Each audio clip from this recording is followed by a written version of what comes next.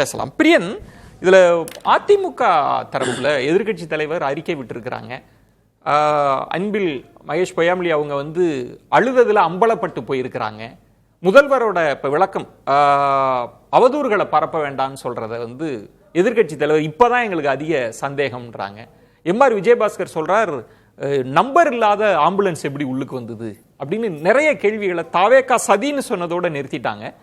அதிமுக அடுக்கடுக்கா சந்தேகங்களை சொல்லிட்டே இருக்காங்களே, எப்படி பாக்குறது? இல்லை, அதிமுக அப்படி சொல்கிறது ஒன்றும் ஆச்சரியம் இல்லை. ஏன்னா அவங்களுக்கு இந்த இன்சிடென்ட் திமுக கவர்மெண்ட்டை எதிர்த்து பல விமர்சனங்களை வைக்கிறதுக்கான ஒரு வாய்ப்பு அவங்களுக்கு கொடுத்துருக்கு. அதனால் அவங்க ஒரு எதிர்கட்சின்ற முறையில் அவங்க பல விஷயங்களில் சொல்ல தான் செய்வாங்க. பட் ஆனால் இதில் பிரின்சிபலாக பார்க்கும்போது தாவேகா தான் முக்கியமான ஒரு பார்ட்டியாக இருக்குது இதில். ஸோ இவங்க அந்த இன்சிடெண்ட்டை பயன்படுத்துகிறாங்க, அதிமுகவும் பாஜகவும். ஓகே, அவங்க ஒரு அரசியல் பண்ணுறாங்க, நம்ம அது ஒன்றும் சொல்ல முடியாது. ஸோ அரசியல் பண்ணுறாங்க, அரசியல் தான். இதை திமுகவும் இருந்த எதிர்கட்சியாக தான் அதான் பண்ணுவாங்க.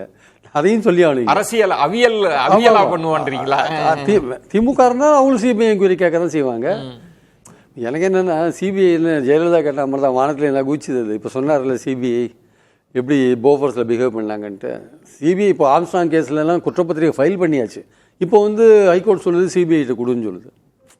ஒரு இன்வெஸ்டிகேஷன் முடிஞ்சு குற்றப்பத்திரிகை ஃபைல் பண்ண பிறகு சிபிஐட்ட கொடுன்னு சொன்னேன் அப்படின்ற. இந்த தனிநபர், இந்த ஒரு நபர் ஆணையம் கவர்மெண்ட்டுக்கு சாதகமாக தான் இருக்குன்னு எதிர்கட்சி தலைவர் சொல்றாரு. ஏற்றுக்க முடியாது. ஒரு நபர் ஆணையம் ஐவாஷ் சார், அதெல்லாம் சுத்த ஐவாஷ். அதெல்லாம் ஃபயர் ஃபைட்டிங் எக்யூப்மெண்ட் மாதிரி சும்மா அந்த சமயத்துக்கு திசை திருப்புற ஒரு விஷயம். இதெல்லாம் சொல்றதுக்கு வெக்கப்பட வேண்டிய அவசியமே இல்லை. இதெல்லாம் ஃபேக்ட். ஒரு நபர் ஆணையம் சொன்னார்ல, ராமன் கமிஷன் போட்டாங்க 2005. நம்ம பேசிட்டு இருக்கிற இடத்துலேருந்து 1 கிலோமீட்டருக்குள்ளே நடந்த விஷயம் தான். 42 பேர் செத்தாங்க. 42 பேர் செத்தாங்க. ராமன் என்ன கொடுத்தாரு? ஆனால் சுப்ரீம் கோர்ட் என்ன தெரியுமா சொன்னாங்க? அந்த கேஸில் உங்கள் ஆஃபீஸர்ஸ் தான் ரெஸ்பான்சிபிள்னாங்க. தமிழ்நாடு கவர்மெண்ட்டோட ஆஃபீஸ் தான் ரெஸ்பான்சிபிள்னாங்க. அதான் ஆஃபீஸ் தான், அரசு தான் ரெஸ்பான்சிபிள்னாங்க. அரசு என்ன நடவடிக்கை எடுத்தது அந்த ஆஃபீஸர் மேலே? சரி, அதே விடுங்க, அப்படியே ஆறுமுகசாமிக்கு வாங்க, என்ன நடவடிக்கை எடுத்தது ஆஃபீஸர் மேலே? சரி, ஸ்டெர்லைட் இது வாங்க, 2 ரிப்போர்ட்டும் திமுக கவர்மெண்ட்ல பெண்டிங்காக இருக்குது. என்ன ஆக்ஷன் எடுத்தாங்க? என்ன யார் மேலே ஆக்ஷன் எடுத்தாங்க? அப்போ என்ன ஒரு நம்பர் கமிஷன் போட்டு என்ன பண்ண போறீங்க? அந்த ஒரு நம்பர் கமிஷன் ஆரம்பிச்சு விசாரணை ஆரம்பிச்சு பண்ணுறதுக்குள்ள எலெக்ஷன் வந்துடும் சார். எலெக்ஷன் 6 மாதம் அந்த கமிஷனே ஒர்க் பண்ணாது. அதுக்கப்புறம் எந்த கவர்மெண்ட் தெரியாது. அப்புறம் அவங்க எப்போ சப்மிட் பண்ணுவாங்கன்னு தெரியாது. ஆனே எதுவும் மறைச்சிருவாங்களா? அரசுக்கு சாதகமாக எதுவும் மறைக்க? இது ஒரு டைம் டிராக்கிங் ப்ராசஸ் தான். அதாவது இந்த நேரத்தில் இந்த பிரச்சனையை எப்படி கமிஷனை போடு, இல்லை அது தலையில் கல்லை போடுதுன்னு அமரர் கல்கி சொல்லிட்டு போனார் எப்போ 60 வருஷத்துக்கு முன்னாடி. அது இன்றைக்கும் அப்ளையாது. நீ ஒரு விஷயத்தை டைவர்ட் பண்ணணும்னா ஒன்று கமிஷனை போடணும், இல்லை கல்லை போடணும், அந்த போட்டு அமுக்கணும். அது அரசு மூடி மறைக்குதுன்னு நினைக்கிறேன். அப்படி அரசு மூடி மறைக்குதுன்னு சொல்ல வரல. அரசுக்கு ஒரு சங்கடமான இடம். ஏன்னா இந்த பிரச்சனையில அரசு மேலேயும் குற்றம் சாட்டுவாங்க. தாவேக்கா மேலே பல குற்றச்சாட்டுகள் இருக்கு. அவங்க சொல்ற சதி, இந்த செருப்பு வீசுறது, இந்த கல் வீசுறது, அப்புறம் ஆட்டாப்சி பண்ணது, அதாவது உடற்கூறு பரிசோதனை பண்ணது, ஏன் வேக வேகமாக பண்ணாங்க ராத்திரியில் அப்படிலாம் கேட்குறாங்கல்ல. அதுக்கெல்லாம் பதில் சொல்லிட்டாங்க கவர்மெண்ட்லேருந்து. ஏன் அது பண்ணுறதுக்கான வாய்ப்புகள் இருக்குது, அது பண்ண முடியும்லாம் சொல்லிட்டாங்க. ஸோ அவங்க ஏதோ சந்தேகத்தை கிளப்புறாங்க. அது டீட்டெயிலாக இந்த 1 மேன் கமிஷன் அல்லது போலீஸ் ரிஜிஸ்டர் பண்ண கேஸ் இருக்குல்ல, அதோடைய விசாரணையில் நம்ம தெரிஞ்சுக்கலாம். இப்போது போலீஸ் ஒரு கேஸை ரிஜிஸ்டர் பண்ணி விசாரிக்கிறாங்க சார். அதில் முதல் குற்றவாளியை மாவட்ட செயலாளர் தாவேகாவை சேர்த்துருக்காங்க. நிர்மல்குமார் இருக்குது, புஷி ஆனந்த் இருக்காரு. அதில் விஜய் சேர்ப்பாங்களா இல்லைன்னு தெரியல. அல்லு அர்ஜுனா கேஸில் அல்லு அர்ஜுனா உள்ள தூக்கி ஒரு நைட்டு வச்சுட்டார் ரேவந்த் ரெட்டி. இப்போ தான் ஸ்டாலினை பார்த்துட்டு போயிருக்கார். அந்த தைரியம் கொஞ்சமாக ஸ்டாலினுக்கு வரணும்னு நினைக்கிறேன். ஏன்னா ஆமாம் சார், அவர் முன்னாடி தான் சார் டெத்து நடக்குதாங்க. அவர் தான் கட்சியோட தலைவர் சார். அப்போ அவர் கூப்பிட்டு விசாரிக்க வேண்டாமா நீங்கள் போலீஸில்? அவரை நீங்கள் உள்ள சேர்க்க வேண்டாமா? கேஸில் சேர்க்கணுமா வேண்டாமா? நியாயமாக சேர்க்கணும்ல. கேஸை அவர் பேரில் கேஸ் பதிவு பண்ணணும்ல. கட்சி தலைவர் இல்லையா? நீங்கள் அரெஸ்ட் பண்ணுறதெல்லாம் பண்ணாது வேணும், அடுத்த கட்டம் வச்சுக்கலாம். அவர் பேரில் கேஸுங்க. கட்சி தலைவர் அவர் தான் பேசுகிறாரு. அவர் தான் காஸ் ஆஃப் ஆக்ஷன். அவர் தானே சார் காஸ் ஆஃப் ஆக்ஷன்? அவர் தானே அவர் தானே காஸ் ஆஃப் ஆக்ஷனு. அவர் பேரில் கேஸ் இல்லாத என்ன சார் கேஸ் போடுறீங்க? நீங்கள் என்ன கேஸ் போடுறீங்க? இல்லை, தமிழ்நாடு கவர்மெண்ட்டு 1 மேன் கமிஷன் போட்டது. அன்றைக்கி சிஎம் போனார், ராத்திரி ஆறுதல் சொன்னார், எல்லாம் கரெக்டு. அதெல்லாம் நான் பாராட்டுறேன். ரொம்ப குயிக்கான ஆக்ஷன். இந்த 1 மேன் கமிஷனில் எனக்கு சந்தேகம் இருக்குது. அது எதிர்பார்த்த பலனை கொடுக்காது. அது டெஃபினட். அது இல்லை, மூடி மறைச்சிருவாங்கன்றீங்களா? மூடி மறைக்கிறது இருக்கட்டும். இப்போ நம்ம இதே பார்க்கணும். ஸ்டெர்லைட்டில் 13 பேர் ஃபயரிங்லேயே என்ன ஆச்சு? சிபிஐக்கு கொடுத்துட்டா சரி. நான் கேட்கேன், அதுலேயும் விஷயம் இருக்கு.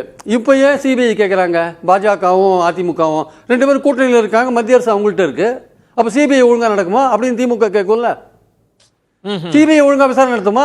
அதிமுக பாஜக கையில இருந்து சிபிஐ இருக்கு. ஆனா ஆதவ அர்ஜுனா வந்து முன்பு ஏன் வந்து சிபிஐ உங்க இன்டர்வியூல அது மாதிரி சொல்லியிருக்காரு. ஆனா இப்ப சிபிஐ அவர் கேக்குறார். அவர் பாஜக கூட சிபிஐ மேல நம்பிக்கை இல்ல உங்ககிட்ட சொன்னார். இப்ப அவர் எப்படி சிபிஐ கேக்குறார்?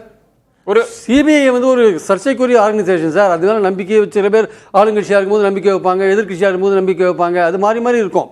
நம்ம பாயிண்ட் என்னன்னா, நீங்க சிபிஐ இப்ப கேக்குறீங்க. இதுவே அதிமுக ஆளுங்கட்சியா இருந்தா சிபிஐக்கு அவ்வளவு சீக்கிரம் பொள்ளாச்சிக்கு ஒத்துனீங்களா? நீங்க அவ்வளவு சீக்கிரம் சாதாரண குளத்துக்கு ஒத்துனீங்களா? நீங்க அதிமுக ஆளுங்கட்சியா இருந்தபோது என்னதான் நடக்குது பிரியன்? அப்ப இந்த பிரச்சனையை ஒரு சாமானிய பார்க்கப்ப என்னதான்ப்பா இது, எப்படிதான் இதை புரிஞ்சுக்கிறதுனா என்ன? இல்ல சார், இதை வந்து நார்மல் இன்வெஸ்டிகேஷன்ல விடுங்க. போலீஸ் ஒரு கேஸை பதிவு பண்ணிருக்கு. அவங்க எல்லாரையும் கூப்பிட்டு விசாரிக்கணும். விஜய் உட்பட எல்லாரையும் விசாரிக்கணும். விஜய் மேல கேஸ் பதிவு பண்ணணும். இந்த கவர்மெண்ட் இன்னும் 24 மணி நேரத்துக்குள்ள இந்த கேஸ் விஜய் மேல பதிவு பண்ணியே ஆகணும் சார். இல்லாட்டி இந்த கவர்மெண்ட் வந்து எதுக்கோ பயப்படுதுன்னு நான் பார்ப்பேன். எதுக்கோ பயப்படுதுன்னு தான் பார்ப்பேன். 4 மணி நேரம் தாமதம் வந்திருக்காரு சார். சார் 4 மணி இல்ல 6 மணி நேரம் தாமதம். அவர் முன்னாடி நடக்குது சார் அந்த டெத் எல்லாம். அவர் முன்னாடி நடக்குது. ஒரு அரசியல் தலைவர் அதை பார்த்துட்டு திரும்பி வராரு, பார்க்காத கூட போறாரு. அது அவருடைய அரசியல் வச்சுக்கோங்க. ஒரு மனிதாபிமானம், அடிப்படை மனிதாபிமானம் கூட அவர்கிட்ட இல்லை. ஏன்னா நம்ம ஆளுங்க எவ்வளோ பேர் சேர்த்துருக்காங்க, நம்ம திரும்பி போய் திருச்சியில் போய் பார்க்கணுமே அது கூட தோணலை அவருக்கு. ஆக்சுவலாக ஒரு பொலிட்டிக்கல் லீடர் சார். ராஜீவ்காந்தி இறந்து போறாரு குண்டு வெடிப்புல இறந்து போனா அந்த இடத்துல எப்போ குண்டு வெடிக்குன்னு தெரியாது. மறுபடியும் மூப்பரான் அங்கிருந்து பாடியை பரட்டி பாக்குறாரு, எங்க இருக்கார் ராகுல் காந்தின்ட்டு. அவர் ஒரு பொலிட்டிக்கல் லீடர். அவர் நினைச்சா ஐயோ ஏதாவது குண்டு வெடிக்க போகுதுன்னு திரும்பி ஓடி வந்திருக்கலாம்ல. அவரு ஏன் அங்க இருந்தாரு, அங்க ஏன் பார்த்தாரு எல்லாத்தையும்? அதுதான் சார் பாலிடிக்ஸ். அதுதான் பொலிட்டிக்கல் லீடர். அப்படிதான் இருக்கும். ஆனா லாண்ட் ஆர்டர் இஷ்யூவோ இதுக்கு ஒரு அரசியல் உள்நோக்கம்னு கற்பிச்சு விஜய வேண்டுமென்றே பழி வாங்குறாங்க அப்படிலாம் வந்துறாங்க. இதெல்லாம் விஜய் எல்லாம் பழி வாங்க வேண்டிய அவசியமே இல்லை சார். அவருடைய அரசியல் அவர் பண்றாரு சார். சார் இதுக்கு முன்னாடி இந்த விஜய் கூட்டத்தை நடத்தின போது நானே வந்து 6 கூட்டத்தை பத்தி நம்ம பேசியிருக்கோம். நம்ம இங்க நான் சொல்லியிருக்கேன். அவருடைய அந்த டிரான்ஸ்ஃபர்மேஷன் இருக்குல்ல, ஒரு நடிகர்ல இருந்து ஒரு அரசியல் தலைவராக மாறி எந்த இடத்துல நம்ம பேசினா ஓட்டை வாங்க முடியும், திமுக எதிர்ப்பு ஓட்டை வாங்க முடியும், கரெக்டா அதிமுகவை ரீப்ளேஸ் பண்ற அளவுக்கு திமுகவுக்கு எதிராக தான் இருக்குன்ற அளவுக்கு ஒரு காயினை நகர்த்திட்டு போறாரு. ஸோ அதிமுக ஓட்டை தான் அஃபெக்ட் பண்றாரு அவரோட பிரச்சாரத்தில். அப்போ அதிமுகவுக்கு இவர் மேல ஒரு காண்டு இருக்கும். என்னடா அது நம்ம ஓட்டை எடுக்கிறாருன்ட்டு. அது நீங்க அந்த ஆஸ்பெக்டை நீங்க விடக்கூடாது. ஆக்சுவலா அது ஒரு விஷயம் அங்க இருக்கு. அதிமுக ஆமா, இன்னைக்கு களத்துல விஜய்க்காக அதிமுக தானே குரல் கொடுக்குது. அதான் சார், நீங்க குரல் கொடுக்குதுன்னு இப்ப பாக்குறீங்க. பட் அவருடைய வருகைன்றது வந்து அதிமுக ஓட்டு அஃபெக்ட் பண்ற ஒரு விஷயம். அங்கேயும் ஒரு சந்தேகம் இருக்குன்றீங்களா? ஆமா, விஜயபாஸ்கர் முதல்ல ஆஸ்பத்திரி போனார்ல.